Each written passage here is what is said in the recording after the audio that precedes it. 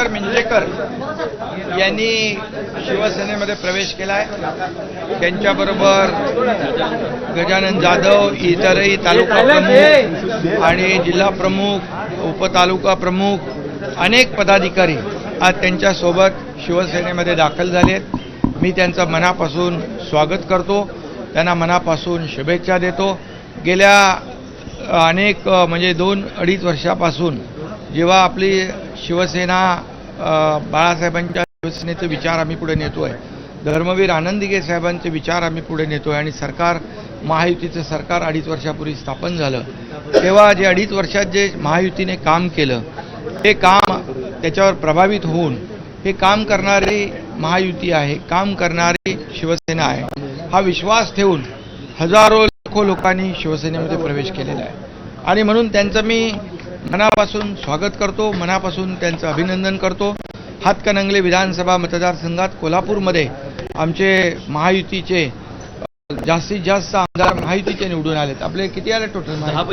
10 पैकी 10. कोल्हापूर जिल्ह्यामध्ये 10 पैकी 10 महायुतीचे आमदार निवडून आलेत. त्यामुळे खासदार एक निवडून आलेत आणि त्यामुळे हातकणंगले मतदारसंघ अधिक मजबूत डॉक्टर मिंजेकर यांच्या प्रवेशामुळे होईल.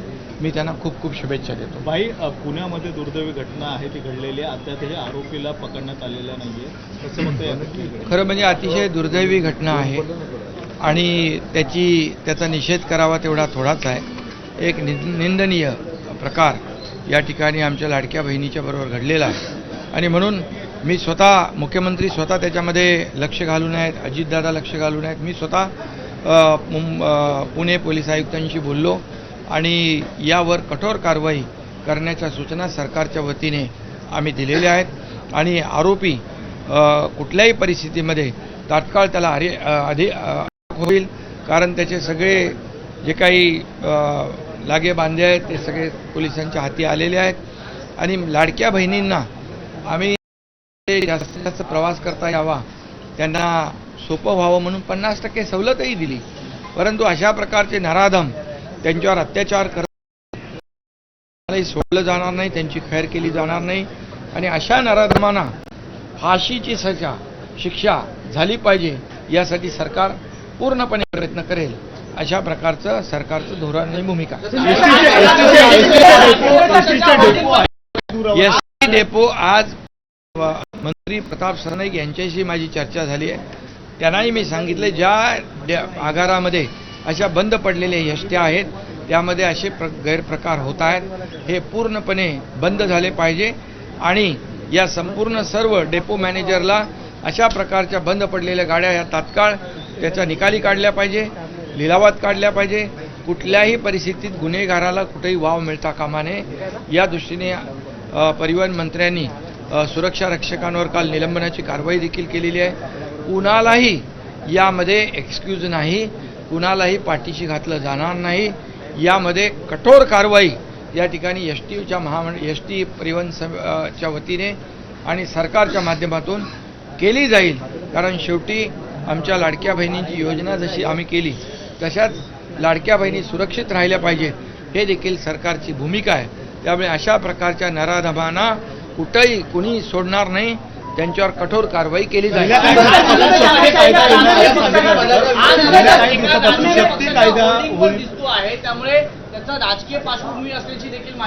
कोणी कुठल्याही पक्षाचा असू द्या, कुणाशी संबंधित असू द्या, अशा प्रकारच्या गुन्हेगाराला गय केली जाणार नाही एवढंच मी आपल्याला सांगतो.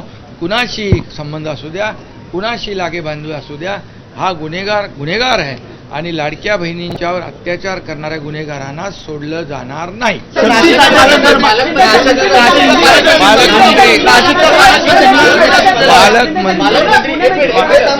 पालकमंत्री पदाचाही तिढा लवकरच सुटेल. महायुतीमध्ये सुरुवातीपासून सरकार स्थापन झाल्यापासून तुम्ही अनेक वेळा अनेक प्रश्न उपस्थित केले, पण ते अतिशय समन्वयाने सुटत गेले. त्यामुळे हाही प्रश्न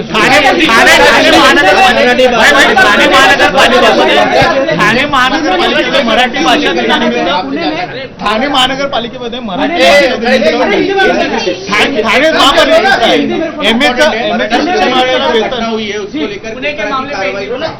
नाही आज तो मैं डॉक्टर सुजीत मिंचेकर इनका स्वागत करता हूँ शिवसेना में।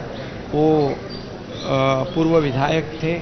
अभी कोल्हापुर में शिवसेना की ताकत बढ़ेगी और उनके साथ कई लोग आए, गजानन पाटिल और कई लोग पदाधिकारी उनके साथ शामिल हुए। उनका मैं स्वागत करता हूँ। और पुणे में हुई घटना बहुत ही दुर्भाग्यपूर्ण है, निंदनीय है, और इसलिए जो उसको मैंने खुद ही पुलिस आयुक्त जी से भी बात की, हमारे मुख्यमंत्री जी उसके ऊपर लगातार ध्यान दे रहे हैं और उन्होंने भी आदेश पुलिस आयुक्त को दिया है। पालक मंत्री अजीत दादा भी इसका फॉलोअप ले रहे हैं और इसमें इसको जल्द से जल्द पकड़ा जाएगा, उसके ऊपर कड़ी कार्रवाई की जाएगी। हमारी लाडली बहनों योजना के लिए 50% एसटी में हमने सहूलियत भी दी, और ऐसे कोई धराधम जो गुनाहगार ऐसे गुनाह करता होगा, तो हमारे लाडली बहनों के ऊपर अत्याचार करता होगा, तो उसको बिल्कुल बख्शा नहीं जाएगा, उसके ऊपर कड़ी कार्रवाई की जाएगी, उसको फांसी की सजा मिलनी चाहिए। ऐसे गुनाहगारों को ऐसी भूमिका सरकार की है। मराठी भाषा दिवस आहे, खत्म हो चुका है। क्या आप क्या? कुंभ मेला में स्नान कुंभ? करने राहुल गांधी, प्रियंका गांधी किंवा जो स्नान करने नहीं है, किस तरह से, क्योंकि अपने आप को हिंदुत्ववादी कर देते हैं। देखिए, कहना और करना, कतनी कुछ कहनी कुछ और कतनी कुछ, ये ऐसे लोग हैं। तो इसके लिए कुंभ, महाकुंभ जो है, महाकुंभ एक अद्भुत महाकुंभ हुआ है।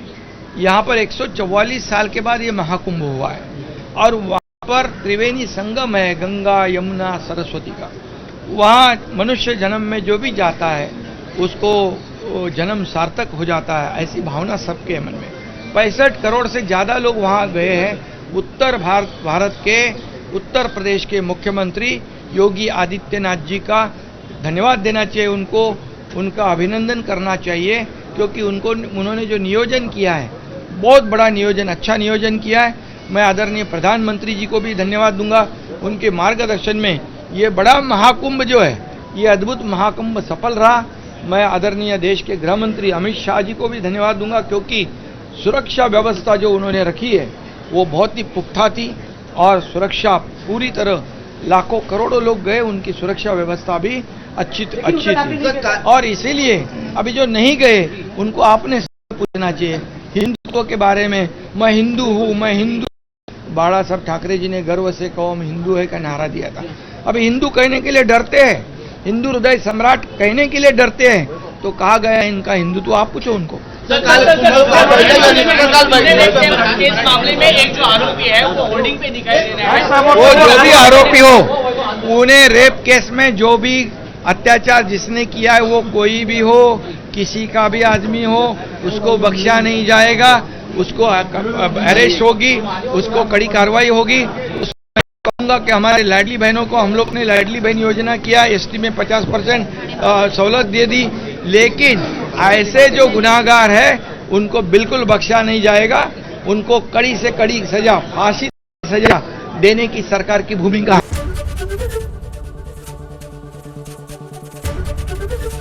एबीपी गंगा, खबर आपकी, जुबान आपकी।